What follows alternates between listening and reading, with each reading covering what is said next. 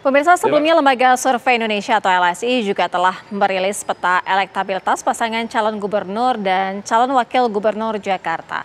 Hasilnya, pasangan Ridwan Kamil Suswono ini berada di posisi teratas dengan elektabilitas mencapai lebih dari 50%. Lembaga Survei Indonesia LSI merilis hasil survei terbaru mengenai elektabilitas pasangan calon gubernur dan wakil gubernur Jakarta yang dilakukan pada 6 hingga 12 September 2024. Survei dilakukan terhadap 1.200 orang responden yang tersebar secara proporsional di seluruh wilayah administrasi kota Jakarta. LSI menggunakan metode multistage dengan toleransi kesalahan atau margin of error 2,9% dengan tingkat kepercayaan 95%. Sebelumnya, survei menampilkan hasil simulasi 3 nama kandidat calon gubernur. Hasilnya, Ridwan Kamil mendapat 53,9%, Pramono Anung 20,8%, dan Dharma Pongrekun 3,3%.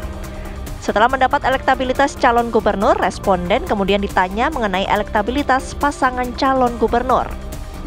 Hasilnya, pasangan Ridwan Kamil Suswono menempati elektabilitas paling tinggi sebesar 51,8%.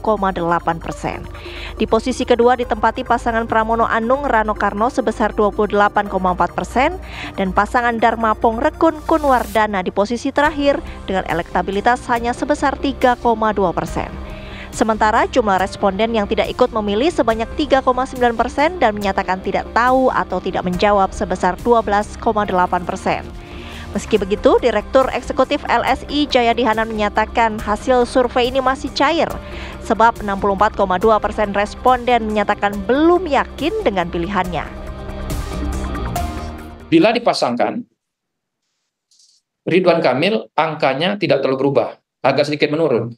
Coba kalau kita bandingkan ini, ketika sendiri Ridwan Kamil dipilih oleh 53,9%, kemudian ketika dipasangkan sebagai pasangan, RK Suswono itu kurang tidak terlalu berubah, ya, ada 52%.